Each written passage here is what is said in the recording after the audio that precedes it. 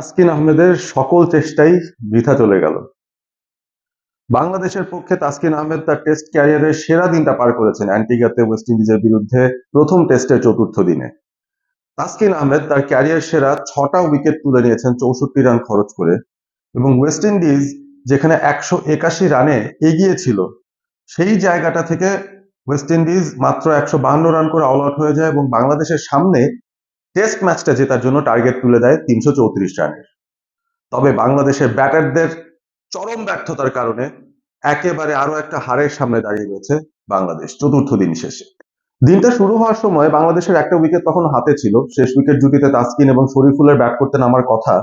তবে দিনটা শুরুর আগেই বাংলাদেশ ডিক্লারেশন দিয়ে দেয় এবং এই ডিক্লারেশনটার ফলে একেবারে চতুর্থ দিনের ফ্রেশ উইকেটটায় নতুন বলে বাংলাদেশের বোলাররা ওয়েস্ট ইন্ডিয়ান ব্যাটারদের আক্রমণ করার সুযোগ পান এবং সেই সুযোগটা দারুণভাবে কাজে লাগিয়েছেন পেসাররা। তাসকিন আহমেদ মূলত চিফ ডিস্ট্রাক্টরের ভূমিকাটা পালন করেন। শুরুর দিক থেকেই একের পর এক তিনি উইকেট ফেলা শুরু করেছিলেন এবং সেই সাথে হাসান মাহমুদ, শরীফুলরাও তাকে ভালো সাপোর্ট দিয়েছেন। স্পিনাররা প্রথম ইনিংসের মতো দ্বিতীয় ইনিংসেও খুব একটা কার্যকর হতে পারেননি এবং সেখান থেকে আরো একটা বড় প্রমাণ আমরা পেয়ে গেলাম এই টেস্টে। শুরুর একদিন আগেই ওয়েস্ট ইন্ডিজ যখন তাদের দল ঘোষণা করেছে, স্টার্টিং 11 ঘোষণা করেছে, সেখানে কোনো স্পিনার তারা রাখেইনি। 5জন ফাস্ট বোলার নিয়ে তারা নেমেছে, অর্থাৎ বোঝাই যাচ্ছিল এই উইকেটে স্পিন ধরবে না, স্পিনারদের জন্য তেমন কোনো কিছুই থাকবে না। তো তারপরও বাংলাদেশ 2জন স্পিনারকে খেলিয়েছে। মেহেদী হাসান মিরাজ ক্যাপ্টেন, অলরাউন্ডার ক্যাটাগরিতে তিনি খেলছেন, অবশ্যই ব্যাট হাতে তার কন্ট্রিবিউশন আছে, এবং তাইজুল ইসলাম ঘরের মাটিতে বেশ সফল। তবে অ্যাওয়ে টেস্টে তাইজুলের যেই দুর্দশা সেটা কিন্তু এই টেস্টেও কাটলো না। দ্বিতীয় ইনিংসে তাইজুল যদিও একটা উইকেট পেয়েছেন, জশোয়া ডা সিলভার উইকেটটা, তারপরেও বেশ ইনএফেক্টিভ মনে হয়েছে এবং স্পিনাররা যখনই বল করতে এসেছেন মিরাজ এবং তাইজুল, ওয়েস্ট ইন্ডিয়ান ব্যাটাররা যদি অ্যাটাক না করতে চান সেই ক্ষেত্রে কিন্তু উইকেট পাওয়ার সম্ভাবনা তেমন একটা তৈরি করতে পারেননি। হতশ্রী একটা ব্যাটিং পারফরমেন্স বাংলাদেশের আবারও চতুর্থ ইনিংসে, এবং সেই জায়গাটার মধ্যে ওপেনারদের ব্যর্থতা আরো একবার পরিলক্ষিত হয়েছে। পেস বোলিং এর বিরুদ্ধে বাংলাদেশের ব্যাটারদের যেই দুর্বলতা, বিশেষ করে সুইং এবং বাউন্স নেগেট করার যে দুর্বলতা, সেটা কিন্তু আবারও প্রমাণ পেয়ে গেছে গতকালই। 152 রানে যখন ওয়েস্ট ইন্ডিজ অল আউট হয়ে যায়, বাংলাদেশের সামনে 334 টার্গেট, সেই সময়টায় আরো দিনের 40 ওভারের মতো খেলা বাকি ছিল এবং সেই সময়টার মধ্যে বাংলাদেশ খেলতে পেরেছে গতকাল 31টা ওভার, যেটার পর আলো স্বল্পতার কারণে খেলা আর চালিয়ে যাওয়া সম্ভব হয়নি। তবে এই 31 ওভারের ভিতরেই বাংলাদেশের 7-7টা উইকেটের পতন ঘটে গেছে। ওপেনাররা আবারও ফ্লপ করে গেছেন যথারীতি। মমিনুল হক তিনিও খুব বেশি লম্বা করতে পারেননি ইনিংসটা। সাদাত হোসেন দীপু আবারও তিনি একটা ফ্লপ ইনিংস উপহার দিলেন। লিটন কুমার দাস ইনিংস লম্বা করতে পারেননি।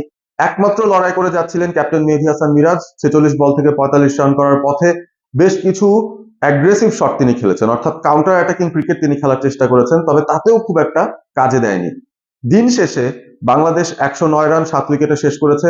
আরো 225 রান প্রয়োজন ম্যাচটা জিততে হলে। তবে এই মুহূর্তে মনে হচ্ছে ম্যাচ জেতা বা ড্র করা সেই দুটো বিষয় ইকুয়েশনের বাইরে প্রায় চলে গিয়েছে। অপরাজিত ব্যাটার অবশ্য রয়েছেন জাকের আলী অনিক, যিনি 15 রানে অপরাজিত এবং প্রথম ইনিংসে তিনি 50ও পেয়েছেন, মোটামুটি ফর্মে আছেন। তবে যেখানে ব্যাটাররাই পারফর্ম করতে পারেননি, সেখানে শেষ দিনে এসে ওয়েস্ট ইন্ডিয়ান পেসারদের বিরুদ্ধে তাসকিন, শরীফুল, হাসান মাহমুদকে আসলে লড়াই করতে বলার যে ক্ষমতা, সেটা কিন্তু আমাদের আসলে নেই এবং আমার মনেও হয় না এক্সপেকটেশনটা রাখা ঠিক হবে। তারপরেও ক্রিকেটে কিছুই বলা যায় না। হাসান মাহমুদ অ্যাটলিস্ট ডিফেন্সিভলি তিনি মোটামুটি ভালো, সেটা অন্তত দেশের মাটিতে তিনি দেখিয়েছেন কয়েকবার। পাকিস্তান সিরিজেও তাকে আমরা দেখেছি খুব রেজিলিয়েন্স নিয়ে ব্যাটিং করতে।